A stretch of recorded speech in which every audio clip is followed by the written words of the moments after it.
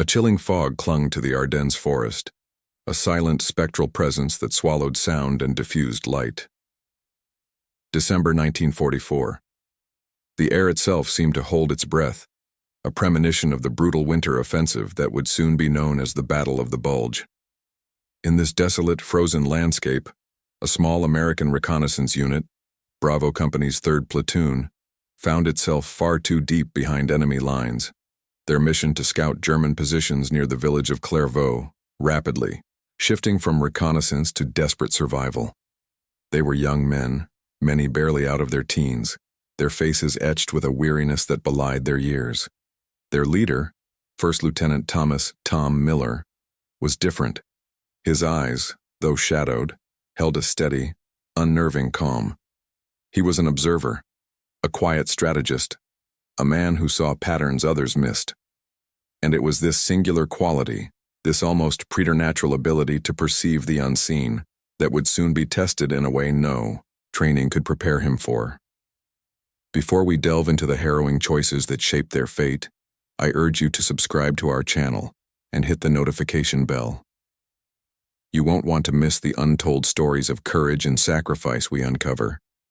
The initial days of their operation had been a blur of biting cold, meager rations, and endless patrols. They moved like ghosts through the snow-laden woods, their breath pluming in the frigid air, every crunch of a boot on ice a potential death knell. Early intelligence suggested a disorganized German retreat, a fragmented enemy on the run. But Tom, a history enthusiast even before the war, had a nagging feeling. He'd studied the German military, their resilience, their capacity for unexpected, devastating counteroffensives. This silence, this apparent calm, felt less like disarray and more like a coiled spring. On December 15th, a day before the main German assault, their platoon stumbled upon a seemingly abandoned German supply depot. It was a windfall. Crates of ammunition, medical supplies, even some untouched rations. Sergeant Frank Kowalski, a burly, pragmatic man with a booming laugh that had been muted by the war, wanted to load up. "Lieutenant, this is a godsend. We can resupply, maybe even share with the boys back at HQ." But Tom hesitated. He walked around the perimeter of the depot, his gaze sweeping the tree line, the snowdrifts, the almost too perfect stillness. He noticed something subtle, a faint, almost imperceptible disturbance in the snow near a cluster of pine trees. Not quite a footprint, more like a drag mark, as if something heavy had been pulled. He knelt, brushing away a thin layer of fresh powder. Beneath it, a patch of disturbed earth, barely visible, suggested recent activity. Too recent, and too neat. "No," Tom said, his voice quiet but firm. "We don't touch anything." Kowalski frowned. "Lieutenant, with all due respect, we're running low. A few days out here and we'll be eating bark." "I understand, Sergeant," Tom replied, his eyes never leaving the distant tree line. "But this feels wrong. Too easy. Too convenient." He pointed to a small, almost perfectly camouflaged observation post he'd spotted high in a spruce. "And see that? They're watching us. This isn't abandoned. It's a trap." His men looked, squinting, but saw nothing.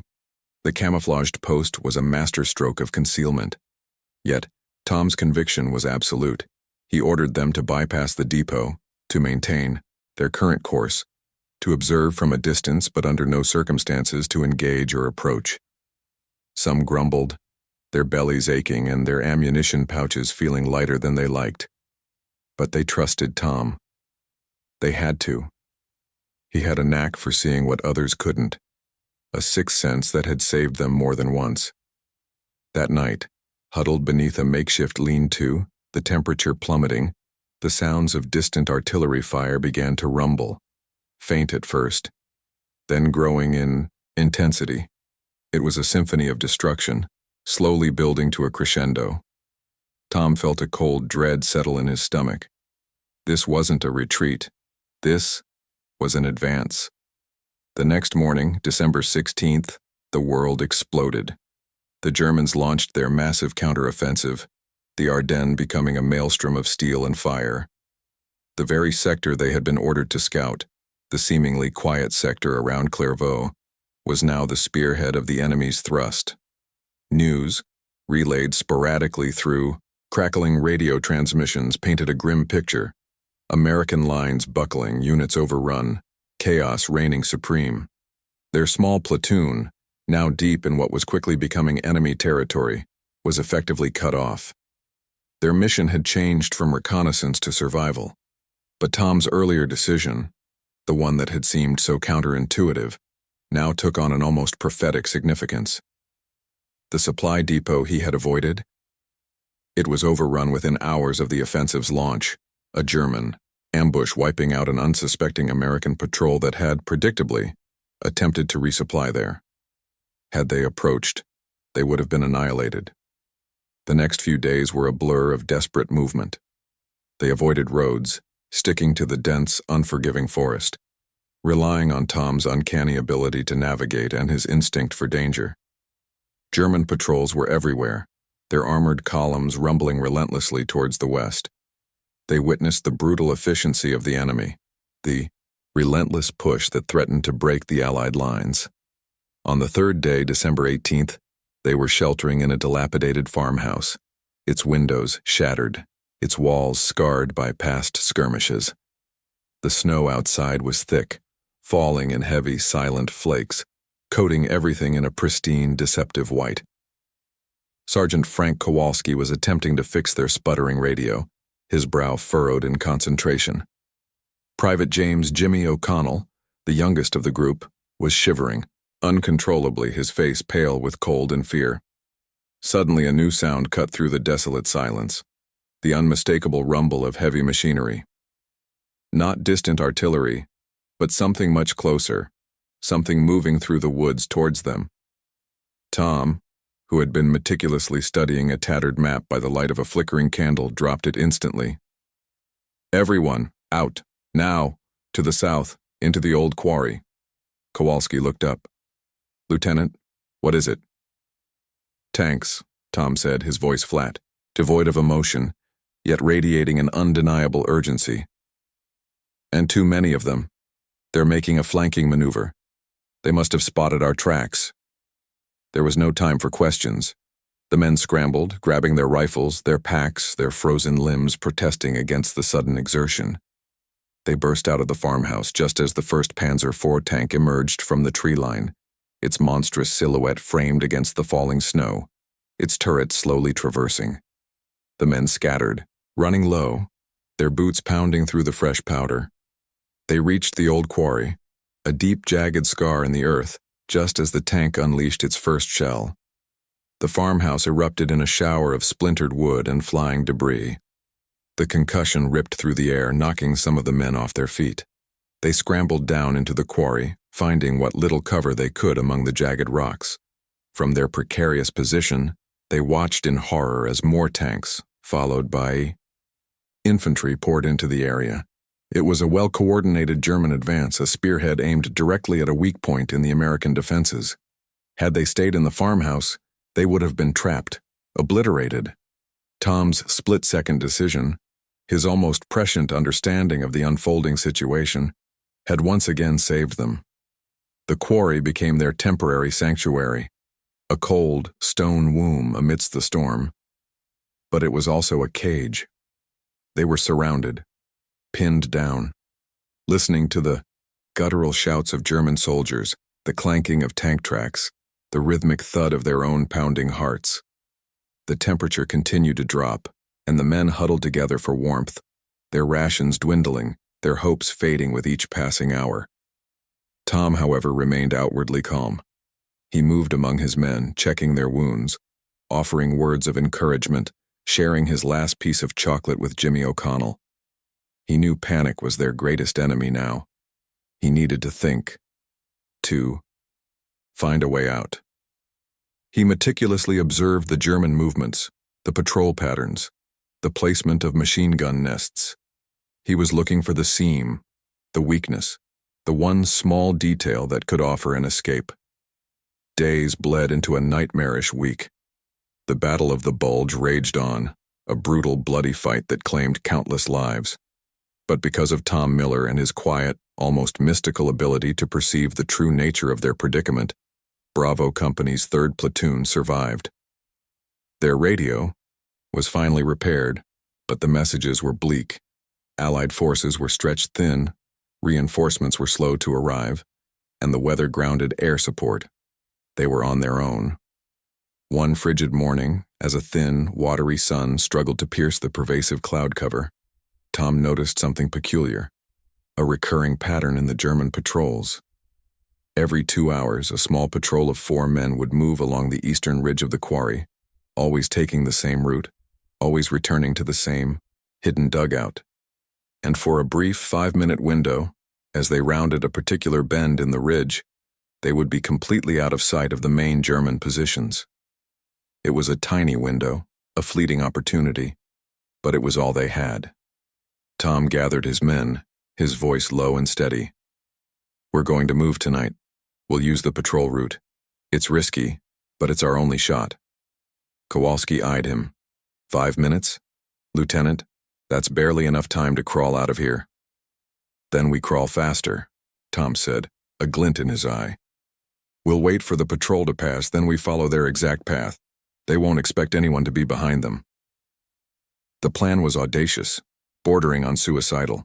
They would have to move with absolute silence, traversing treacherous, icy terrain in the dead of night, knowing that a single misstep, a single dropped rifle, could spell their end. But the alternative was starvation, freezing to death, or capture. As darkness fell, painting the snow-covered landscape in shades of charcoal and silver, the tension in the quarry was palpable. The men checked their weapons, their faces grim. Jimmy O'Connell, his teeth chattering, looked to Tom for reassurance. Tom simply nodded, a silent promise that he would get them through this. At precisely 0200 hours, they heard the crunch of boots on snow above them. The German patrol. They held their breath, their muscles tensed, listening to the fading sounds. When the last faint footsteps vanished, Tom gave the signal. They moved. Like shadows, they climbed out of the quarry, their movements precise, practiced, born of desperate necessity. Each man knew his role, each step was carefully placed. They followed the barely visible tracks of the German patrol, their eyes straining in the gloom, their ears sharpened to every whisper of the wind, every snap of a twig. The 5-minute window felt like an eternity. The cold bit at their exposed skin, and their lungs burned with the effort. But they pushed on, driven by an primal urge to survive. As they rounded the critical bend in the ridge, they were momentarily exposed, a fleeting silhouette against the snow. Then, they were in the clear, descending into a small, wooded ravine that offered concealment. They continued to move through the night, pushing past exhaustion, past fear, guided by Tom's unwavering sense of direction. They skirted German encampments, their hearts hammering in their chests, the smell of wood smoke and diesel fuel a constant reminder of their proximity to the enemy. Tom, despite the crushing fatigue, seemed to draw energy from the danger, his senses heightened, his focus absolute. Hours later, as the first pale streaks of dawn began to paint the eastern sky, they heard it, the distant, familiar sound of American artillery. It was a faint, almost imperceptible rumble, but to their ears, it was the most beautiful sound they had ever heard. They were close. They had made it. They stumbled into the American lines later that morning, a ragged, frozen but intact unit. Their appearance was met with disbelief. Most had been presumed lost, swallowed by the German advance. The intelligence they brought, the detailed observations Tom had made of German tank movements and troop dispositions, was invaluable. It helped the Allied command understand the true scale and direction of the German thrust, allowing for crucial adjustments to their defensive strategy. Tom's decisions, the seemingly small counterintuitive choices he had made, had not only saved his unit but had also provided critical intelligence that contributed to the eventual halting of the German offensive. The supply depot he had bypassed, the farmhouse he had evacuated just moments before it was destroyed, the audacious escape through enemy lines. Each was a testament to his unique blend of intuition and strategic thinking.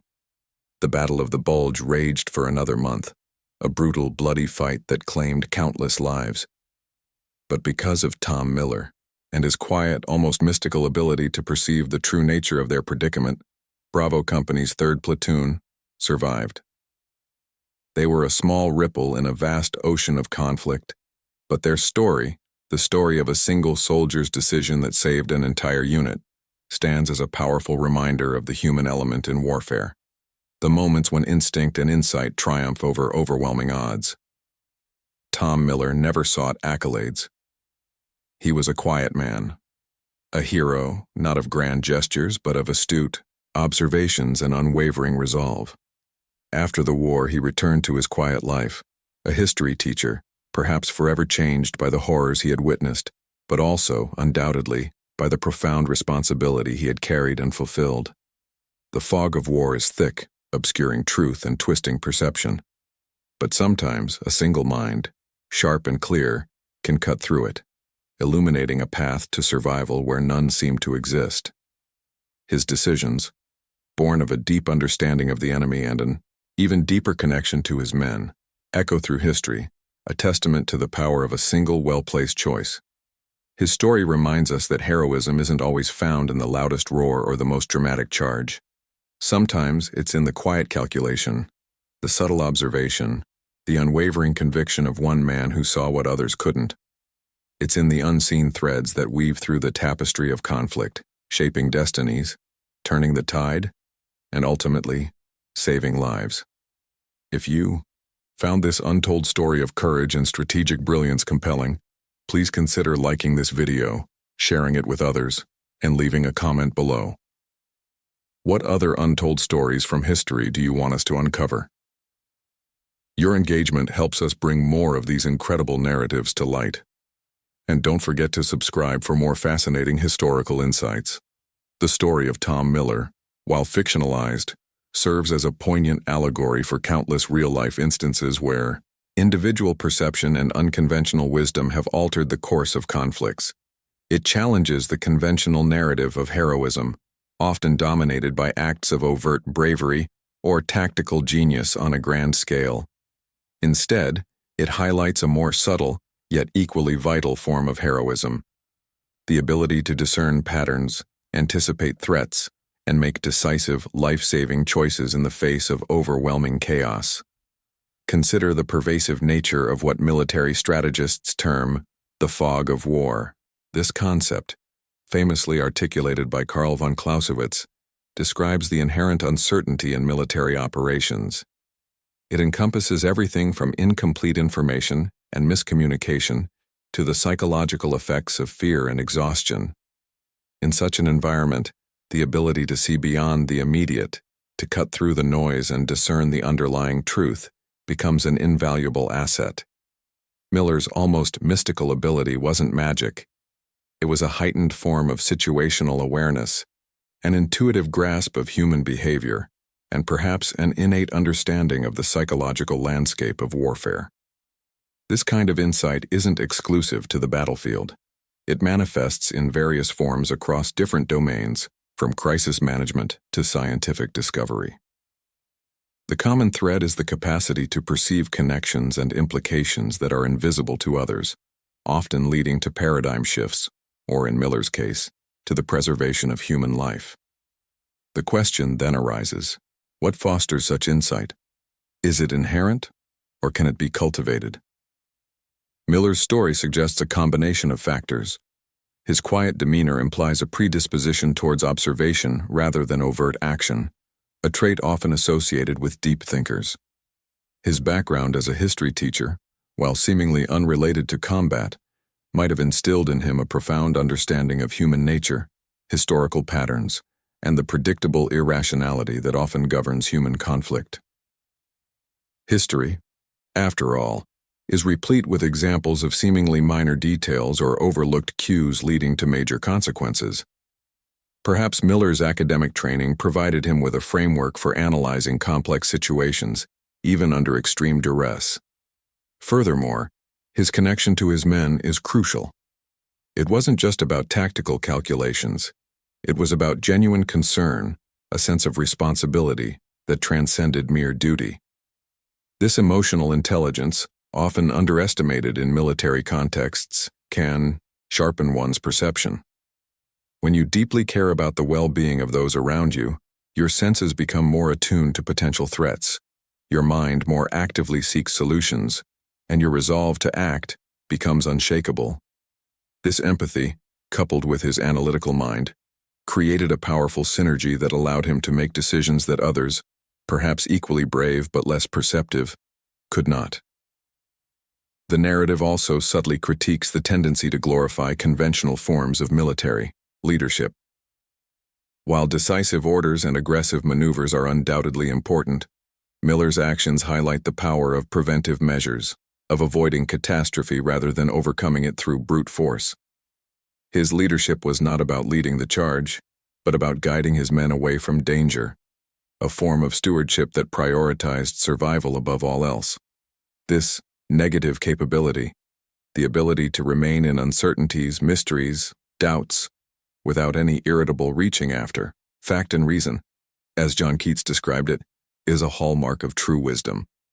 Miller embraced the uncertainty, but rather than being paralyzed by it, he used his perception to navigate it. The Battle of the Bulge itself was a crucible of such decision-making. The sheer scale of the German offensive, its unexpected nature, and the brutal winter conditions created an environment where conventional tactics often failed. Supply lines were stretched, communication was difficult, and the element of surprise was a constant companion to the Allied forces. In such a chaotic scenario, rigid adherence to doctrine could be fatal. Flexibility, adaptability, and the ability to read the subtle cues of the battlefield became paramount. Miller's decision to bypass the main road and take the seemingly more arduous route was a direct challenge to conventional wisdom, a gamble based on his unique perception. The success of this gamble underscores the importance of trusting one's instincts, especially when those instincts are informed by a deep, nuanced understanding of the situation.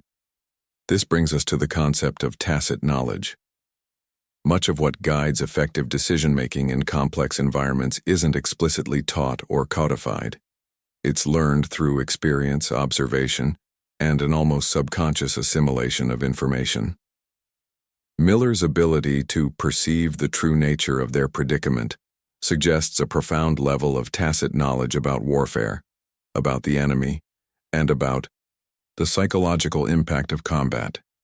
He wasn't just processing data, he was synthesizing it, interpreting it through a lens shaped by his unique insights. This kind of knowledge is often difficult to articulate, but its impact can be profound. The enduring nature of Miller's story, even as a fictional construct, lies in its universality. It resonates because it speaks to a fundamental human aspiration: to make a difference, to protect those we care about, and to navigate uncertainty with wisdom and courage. It reminds us that heroism isn't a monolithic concept, but a multifaceted phenomenon that manifests in myriad ways. It can be found in the quiet resolve of a teacher-turned-soldier, in the subtle shift of perception that saves lives, and in the unwavering commitment to a higher purpose. Beyond the immediate battlefield, the principles embodied by Tom Miller have broader implications for leadership and decision-making in any high-stakes environment. In the corporate world, leaders often face fog-of-war scenarios, market volatility, disruptive technologies, internal crises. The ability to cut through the noise, identify critical patterns, and make decisive, unconventional choices can be the difference between success and failure. The quiet observer who can synthesize disparate pieces of information and offer a novel solution is often more valuable than the loudest voice in the room. Similarly, in fields like medicine, a doctor's ability to perceive subtle symptoms that others miss or to connect seemingly unrelated pieces of data can be life-saving. This isn't just about technical expertise, it's about a holistic understanding of the patient, an intuitive grasp of human physiology, and the courage to challenge conventional diagnoses when necessary. The diagnostic eye of an experienced physician, mirrors Miller's battlefield perception. The narrative also subtly explores the burden of such insight. While Miller's decisions were ultimately vindicated, the weight of knowing of bearing the responsibility for lives based on an unconventional perception must have been immense. This is the flip side of heroism, the solitude of decision, the pressure of being the one who sees what others don't, and the potential for profound failure if that insight proves wrong. Yet Miller carried that burden with unwavering resolve, a testament to his inner strength and conviction. He didn't seek accolades, suggesting a humility that often accompanies true wisdom, a recognition that the outcome was not solely his doing, but a confluence of factors, including his own unique contribution. The post-war life of Tom Miller, returning to his quiet existence as a history teacher, further emphasizes this point. He didn't capitalize on his wartime heroism. He didn't seek fame or fortune. Instead, he returned to a profession that valued reflection, analysis, and the transmission of knowledge, qualities that likely underpinned his wartime success. This quiet transition suggests that his actions in the war were not driven by a desire for glory, but by an intrinsic sense of duty and a profound understanding of the stakes involved. The horrors he witnessed undoubtedly left an indelible mark, but so too did the profound responsibility he had carried and fulfilled. He was a man who understood the weight of history, both personal and collective. His story, therefore, is not just about a single event, but about the enduring power of human intuition and the subtle ways in which individuals can shape history. It's a reminder that even in the most chaotic and destructive of human endeavors, there are moments of profound clarity, instances where a single mind can illuminate a path to survival. It challenges us to look beyond the obvious, to value different forms of intelligence, and to recognize that true courage often lies not in the loudest roar, but in the quiet, unwavering conviction of one who sees what others cannot. This exploration of Miller's fictional legacy extends beyond the battlefield, offering profound insights into leadership, critical thinking, and the very nature of truth. It challenges us to question the sources of our information, to scrutinize narratives, and to cultivate a healthy skepticism toward conventional wisdom, particularly when it's presented as an undeniable dogma. The story serves as a potent antidote to groupthink, a phenomenon where the desire for harmony or conformity in a group results in an irrational or dysfunctional decision-making outcome. Miller, in his solitary conviction, stands as a bulwark against this intellectual erosion, demonstrating the transformative power of an individual who dares to think independently. The psychological underpinnings of Miller's success are worth dissecting. His ability to synthesize disparate pieces of information, to discern patterns invisible to others, speaks to a highly developed intuition, honed by experience and perhaps an innate cognitive predisposition. This isn't just about intelligence. It's about a particular kind of intelligence, one that excels at contextualizing, at seeing the forest for the trees while simultaneously appreciating the unique characteristics of each individual tree. It's an intelligence that resists the siren call of confirmation bias, the tendency to interpret new evidence as confirmation of one's existing beliefs or theories. Instead, Miller actively seeks disconfirming evidence, welcoming the challenge to his own hypotheses, understanding that true understanding emerges from the crucible of rigorous self-critique. Consider the implications for modern society, increasingly awash in information, much of it contradictory or deliberately misleading. In an era of fake news and algorithmic echo chambers, the ability to discern truth from falsehood, to differentiate between legitimate expertise and performative confidence, is more crucial than ever. Miller's fictional journey becomes a practical guide, a metaphorical compass for navigating the treacherous waters of information overload. It advocates for a return to fundamental principles, critical source evaluation, logical reasoning, and a persistent, almost stubborn pursuit of empirical evidence. His story implicitly asks, how do we cultivate more Tom Millers in our institutions, our media, our educational systems? How do we foster environments where independent thought is not just tolerated, but actively celebrated and rewarded? The narrative also subtly critiques the inherent biases within established hierarchical structures. Often, those at the top, burdened by the weight of responsibility and the pressure to maintain control, can become insulated from the ground truth. Their decisions, while well-intentioned, can be based on incomplete or filtered information. Miller, operating closer to the operational reality, possessed an unfiltered perspective, a direct conduit to the pulse of the situation. This highlights the vital importance of bottom-up communication, of empowering those on the front lines to voice their observations and concerns without fear of reprisal.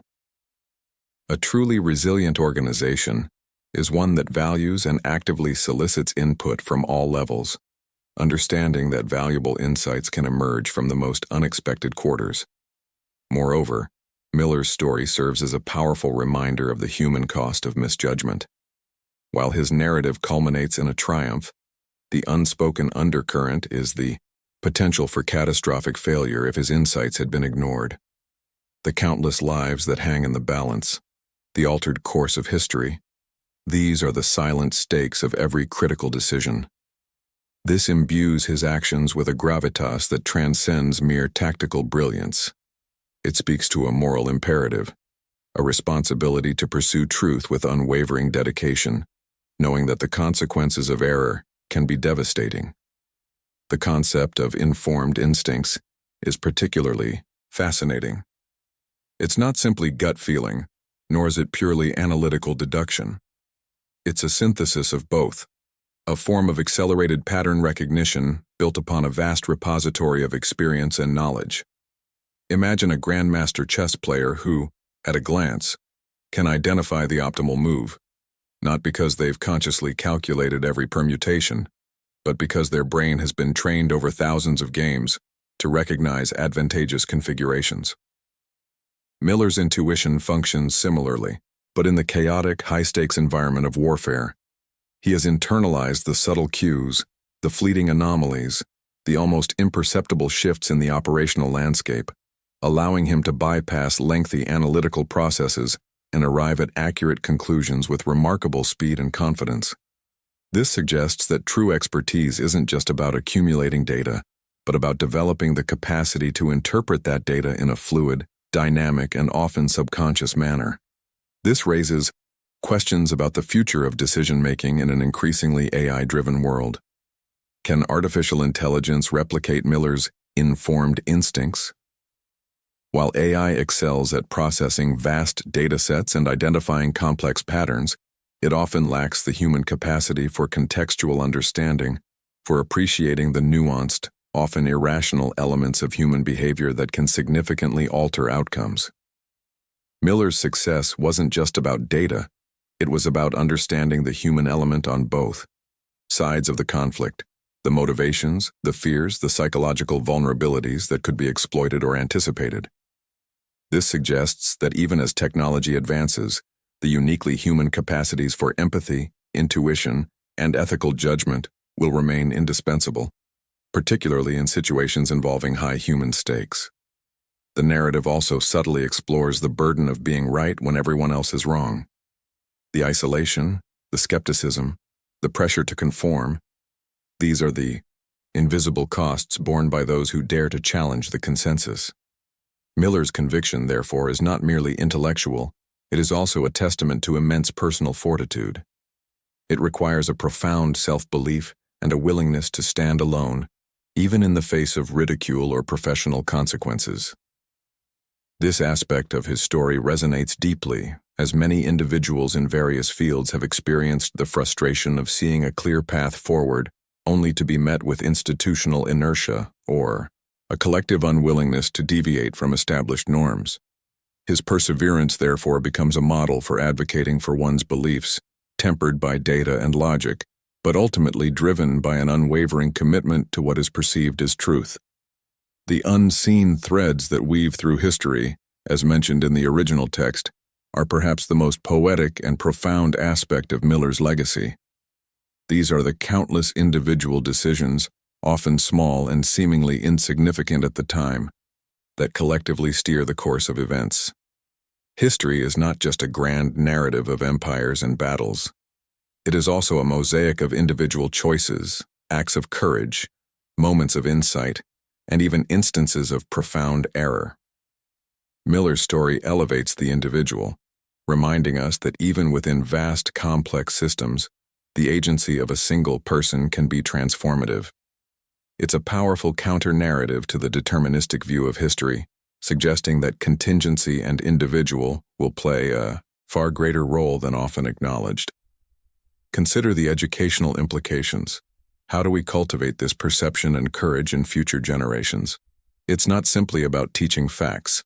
It's about fostering critical thinking skills, encouraging intellectual independence, and creating environments where questioning authority, when done respectfully and with evidence, is seen as a virtue, not a transgression. It's about teaching students to look beyond the surface, to connect disparate ideas, and to develop their own informed intuitions. This requires a shift from rote memorization to inquiry-based learning, from passive reception of information to active engagement with complex problems. The enduring appeal of Miller's story lies in its universality. While set in a military context, its core themes transcend the battlefield. It's a story about problem-solving, about navigating uncertainty, about the power of conviction, and about the profound impact of individual agency. It resonates with entrepreneurs who challenge established markets, scientists who pursue unconventional theories, artists who break new ground, and indeed, anyone who has ever had to trust their own judgment against the tide of popular opinion. It's a narrative that speaks to the inherent human desire to understand, to predict, and ultimately, to shape our own destinies. His quiet calculation, the subtle observation, the unwavering conviction, these are not just characteristics of a fictional hero. They are aspirational qualities for anyone seeking to make a meaningful contribution in a complex world. The story implicitly challenges the reader to reflect on their own decision-making processes, to question their own biases, and to cultivate their own unique forms of perception and courage. It's a call to embrace intellectual humility while simultaneously fostering intellectual boldness. It's a narrative that continues to resonate because it speaks to the enduring power of the human spirit to find a path through the most impenetrable fog, not through sheer force but through the quiet, persistent light of reason and informed intuition. Furthermore, the story subtly critiques the danger of over-reliance on technology without human oversight. While advanced reconnaissance and communication systems undoubtedly provide vast amounts of data, Miller's success highlights that raw data alone is insufficient. It requires human interpretation, synthesis, and the application of contextual understanding that machines, at least currently, struggle to replicate. The fog of war is not merely a lack of information, it's also a surfeit of information that is difficult to process and interpret accurately. Miller's genius lies in his ability to cut through this informational clutter, to identify the signal within the noise, and to discern the true implications of seemingly minor details. This suggests a symbiotic relationship between technology and human intellect, where technology augments human capabilities, but does not replace the critical role of human judgment, especially when facing unprecedented or highly dynamic situations. The narrative also touches upon the concept of situational awareness, a critical element in fields ranging from aviation to surgery. It's about having a comprehensive understanding of the current environment, its elements, and their potential interactions. Miller's ability to predict enemy movements and intentions speaks to an exceptionally high level of situational awareness, not just of the physical landscape but also of the psychological landscape of the adversary. He understands their doctrine, their likely responses, and their potential vulnerabilities. This holistic understanding allows him to anticipate events rather than merely react to them, providing a crucial strategic advantage. This aspect of his story serves as a powerful argument for investing in training that cultivates this deep, multi-layered understanding rather than focusing solely on technical skills. Finally, the enduring power of such stories lies in their ability to inspire. They provide archetypes of human excellence, demonstrating what is possible when individuals operate at the peak of their cognitive and moral capacities. Miller's story is not just a tale of military success, it's a parable for life itself. It reminds us that courage isn't always about grand gestures. Sometimes it's about the quiet conviction to trust your own judgment, to speak truth to power, and to persevere in the face of skepticism. It's about recognizing that true leadership often emerges not from the loudest voices, but from the clearest minds. And in a world that often seems to reward conformity, the story of Tom Miller, the quiet observer with the profound insight, offers a timeless and vital message. The greatest strength often lies in the courage to see things differently. His legacy, though born of fiction, resonates with an undeniable truth. A truth that continues to illuminate the path forward for those seeking to navigate their own complex realities. The narrative acts as a testament to the idea that the most impactful revolutions often begin not with a roar, but with a whisper, the whisper of a single, insightful thought that dares to challenge the established order.